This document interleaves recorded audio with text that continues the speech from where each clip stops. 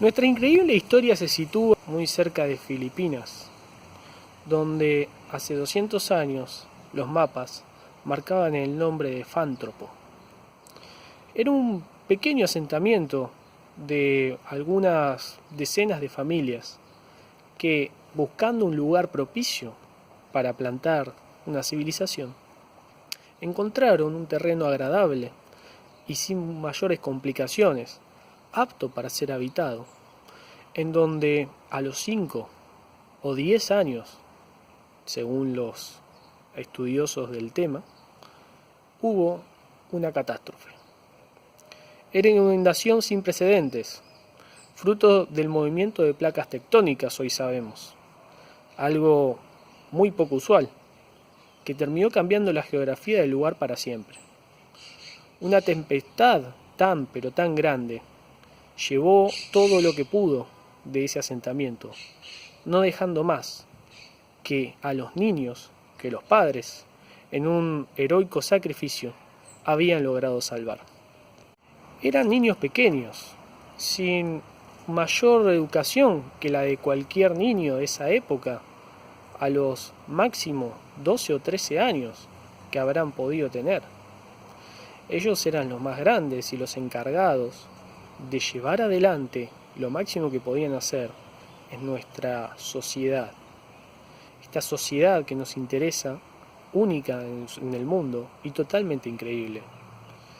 Increíble porque sobrevivieron niños, un conjunto de niños, de los cuales hoy se estima que no sé si 40 o 50 habrán podido sobrevivir esta catástrofe, solamente razonablemente explicado, gracias a una increíble pueril devoción mariana que el pueblo español lógicamente tenía, ya que las estatuas de la Virgen, que abundaban por todos esos lados, le hacían acordar a sus niños que ella era su madre.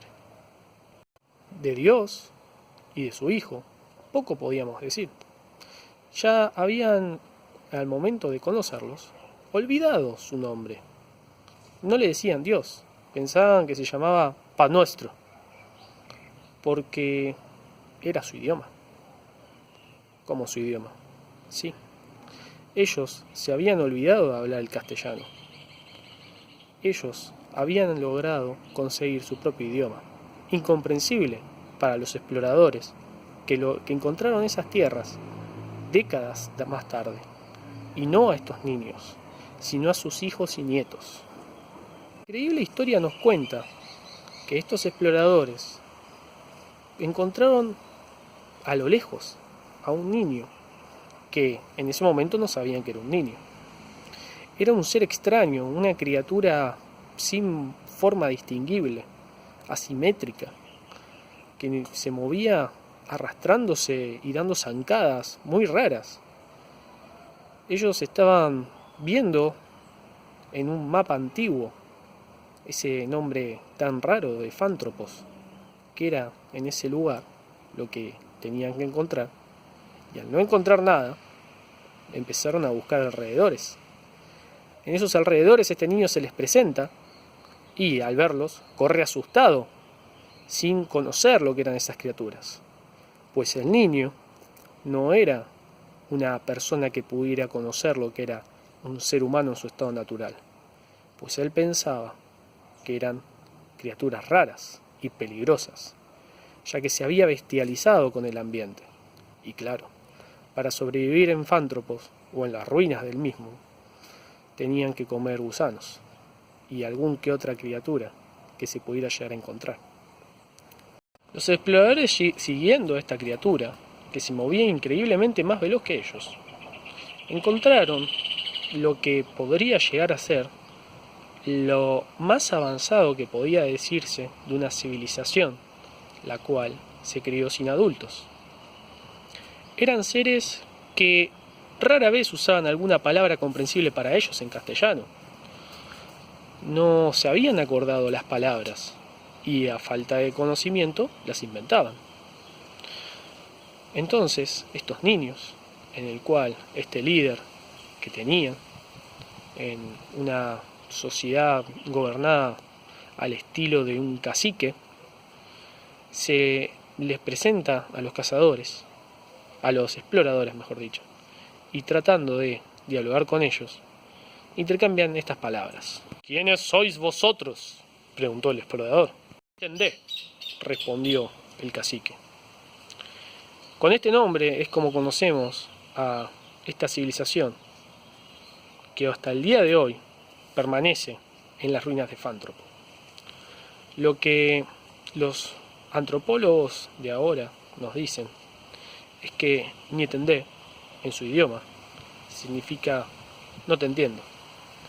Y repitiendo otra vez la historia del actual Yucatán, ese Fántropo o Nitendelandia, para sus lugareños, solo era reconocido con el nombre de casa. Una de las pocas palabras puras que había quedado en su léxico.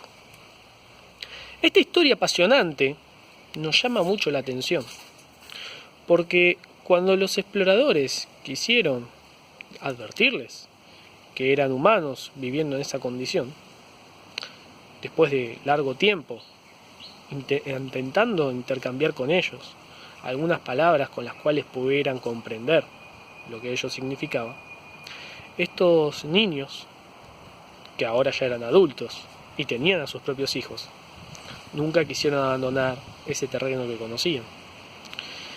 Nunca siquiera creyeron durante ese tiempo que eran seres humanos. De hecho, es más, el hombre blanco no estaba comprendido para ellos, siendo que habían nacido blancos, pues se habían mimetizado tanto con el lodo que pensaban que era una extensión de su cuerpo. Era raro ver alguno que se distinguiera visiblemente del otro, ya sea por colores o formas, pues eran formas que cambiaban constantemente de día en día y eran colores incomprensibles. Solo 2 o 3 personas allí tenían algún distintivo notorio: el cacique y 2 niños más que habían nacido con ojos claros. Nos cuentan los que estudiaron esta historia que antes existían más niños de ojos claros, pero al ser tan identificados pasaron a ser excluidos por raros, muchos de los cuales, con las personalidades más débiles, terminaron abandonando esta sociedad y nunca se supo más nada de ellos, salvo de uno que hoy en día conocemos. Era un niño que habrá estado días perdido, huyendo de esa sociedad a la cual nunca quiso volver por no haber sido aceptado. Y un cazador, avistándolo, le disparó un tiro certero que lo mató en el acto. El pobre cazador pensaba que era una criatura, un carpincho o un jabalí, pero al acercarse y darse cuenta de su crimen, la culpa no lo dejó seguir como estaba antes. Este cazador, Juan Carlos Galvez de Ruiz, terminó muriendo como Fray Juan de Dios en el convento de San Francisco, pues para expiar sus pecados estuvo rezando todo el resto de su vida por el alma que había enviado a Dios antes de tiempo, sin siquiera saber si tenía algún bautismo. Esta historia fue descubierta hace poco y este hecho lamentable nos muestra la mentalidad de la época en donde el alma de un hermano era importante. Pero no terminemos este relato sin llegar a una conclusión, algo que nos pueda servir. Las personas que, formando su identidad como seres del lodo, se rehusaron a reconocer mejor dicho, su identidad como seres humanos. Nunca se permitieron caminar erguidamente. De hecho, los más adultos ya no podían hacerlo.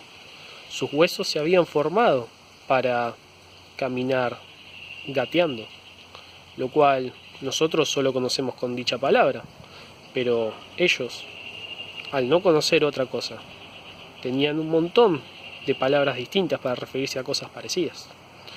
Tal es así que gatear rápido sería galar y gatear lento sería gapar.